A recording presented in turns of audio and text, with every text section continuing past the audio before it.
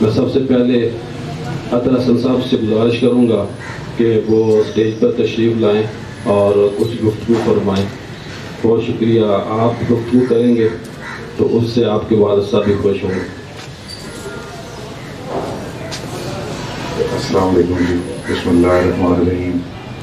صدر مجلس مجیب الرحمان محترم مجیب الرحمان شامی صاحب, خلیل ذیشان امجد صاحب اور بڑے میرے سارے سینئر محترم بزرگ, میں آپ لوگوں کو بہت شکر گزار ہوں کہ آپ لوگ تشریف لائیں شاہ صاحب کی دعوت پر.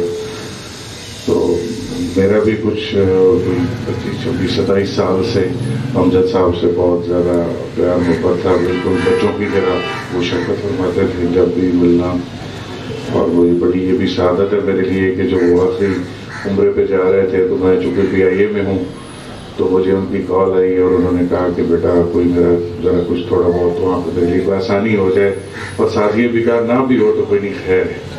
میرا مطلب بہت بڑی وہ سعادت تھی میرے لیے یہ بھی. اور ایک دفعہ مجھے یاد ہے چھوٹے ہوتے کہ میرے بچے بڑے چھوٹے تھے تو اسلام آباد سے وہ آ رہے تھے جہاز پہ, تو اتفاق سے امجد صاحب بھی ساتھ تھے. تو مسز میری اکیلی تھیں, بچے 3 تھے ساتھ ان کے. تو وہ بچہ میں لینے گیا تو وہ ایک میرا بیٹا جو ہے نا اس کو امجد صاحب نے اٹھایا ہوا تھا.